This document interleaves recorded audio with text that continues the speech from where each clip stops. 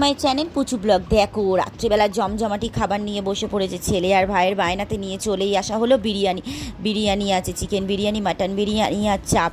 দেখেছো কি সুন্দর সবাই বসে পড়েছি তিনজনে। মা থাকলে কিন্তু এটা হতো না, বিছানায় বসে খাওয়া মানে উফ, ঝাড় খেতে খেতে আমাদের দুজনের কপালে আজকে কী যে হতো কেউ জানে না। শনি নাচিয়ে দিত, কিন্তু মা তো নেই, তাই আমরা যেরকম পারি এখন করি ঘরের মধ্যে। কি করব বলো, কিছু তো করে একটা ভালো থাকতেই হবে। তাই জমজমাটি খাবার খেতে বসে গেলাম। বরের জন্য রাত্রেবেলা নিয়ে চলে এসেছি, সেও খেয়ে নিয়েছে।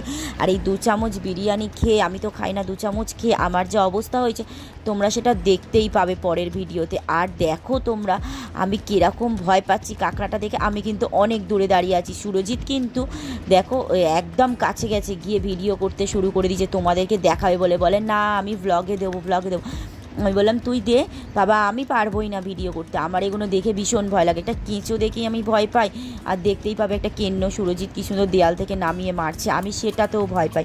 আমার এগুলো ভীষণ ভয় লাগে। জ্যান্ত মাছ আনলে আমি বলি কেটে দাও, তারপর আমি রান্না করব। আর কাঁকড়া, ও বাবা, ওর ডানাগুলো দেখলে একবার কামড়ে দিলেই হয়েছে। ছোটোবেলায় সাঁতার শিখতে গিয়ে পুকুরে আর আমাকে সাপে কামড়েছিল, সেই নিয়ে যে কতদিন যে ভয়তে ছিলাম। কিন্তু আমার পাশের বাড়ির এক কাকিমা বিষ তুলে দিয়েছিল। সত্যি বলতে তখন ওই সমস্তই তো ছিল, আর তখন ওই জন্য মানে আমি ডাক্তার দেখাইনি, কিন্তু ওই বিষ তুলে দিয়েছিল, ওতেই যা টোটকা বলেছিল করেছিলাম। আমি কিন্তু ঠিকই আছি, নাহলে আমি ঠিক না থাকলে তোমাদের সাথে কি আজকে আমাদের দেখা হতো বলো?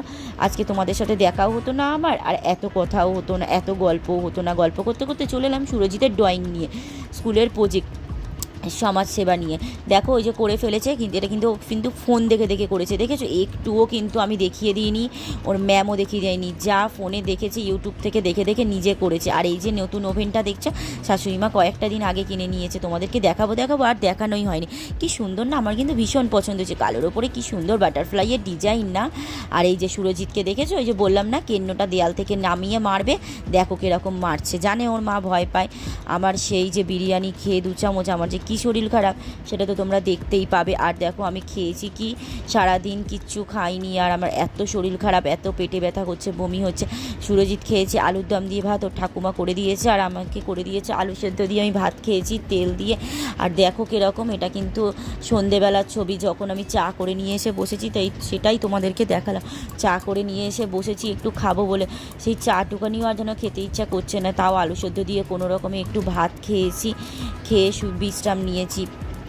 কী করবো, না খেলে তো হবে না, সেই জন্য আলু সেদ্ধ দিয়েই ভাতটা খেয়েছি, কাঁচা লঙ্কা, আলু সেদ্ধ, নুন, তেল। আর সুরজিৎ তো দেখলেই কি খেয়েছে, আলুর দম দিয়ে রুটি।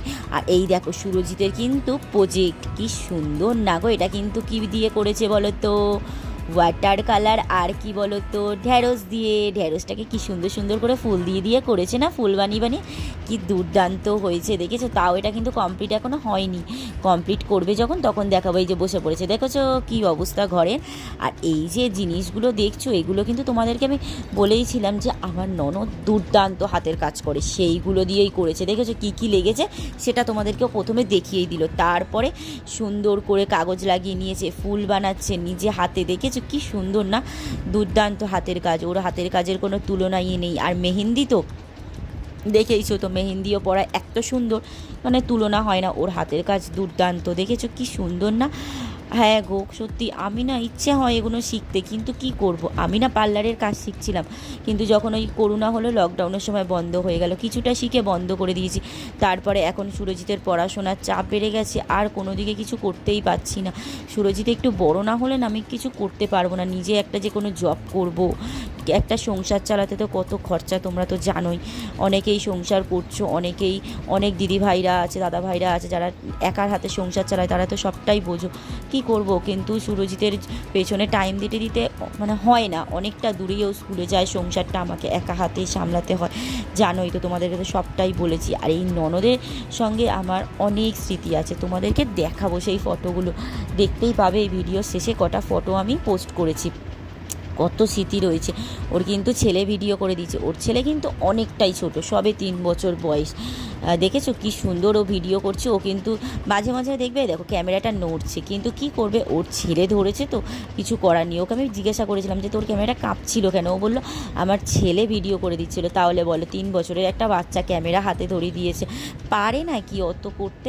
তাও যে করেছে, ওর মা যে এত সুন্দর একটা জিনিস ফটো ফ্রেম বানাচ্ছে, এটা কিন্তু ফটো ফ্রেম হবে জানো তো, তাও যে ও এই সুন্দরভাবে যে ধরে ক্যামেরা করে দিয়েছে এটাই অনেক। কি সুন্দর করবে দেখো, কি দুর্দান্ত হাতের কাজ।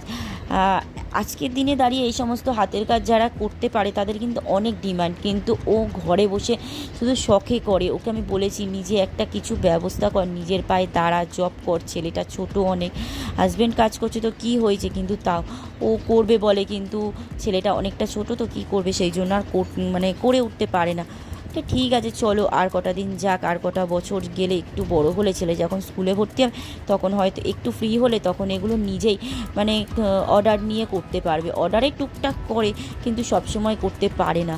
এই যে মেহেন্দি পরানো, অকেশনের সময় মেহেন্দি যা পরায় না, মানে অসাধারণ। কিন্তু ওই অর্ডারে নিয়ে যে পড়াবে মানে সারাদিনে যে ধরো 4-5টা পড়ালো, ওর যে একটা মানে পুজোতে সময় যে একটা ওর মানে হাত খরচাও বা উঠে আসবে বা কিছু, কিন্তু সেটা করতে পারে না। ওর সংসারের কাজ রয়েছে, তারপরে রয়েছে ওর ছেলেটাকে নিয়ে এত কাজ। ছেলেটার পেছনেও তো 3 বছরের, মানে তো বুঝতেই পারছো তোমরা। কথা বলতে বলতে দেখো কি সুন্দর করে ফেললো না, দুর্দান্ত হয়েছে, কি ভালো লাগছে। বাবারে বাবা, উফ, আমার তো ভীষণ পছন্দ হয় ওর কোনো জিনিস। আর ও কিন্তু চুল বাঁধে, শাড়ি পরায়, খুব সুন্দর। কিন্তু সব কিছুতেই কিন্তু এক্সপার্ট, পড়াশোনাটাও কিন্তু করছিল, শুধু একটু পরিস্থিতির কারণে ও ছেড়ে দিতে বাধ্য হয়েছে। তারপরে ও নিজে ভালোবেসে বিয়ে করে নিয়েছে।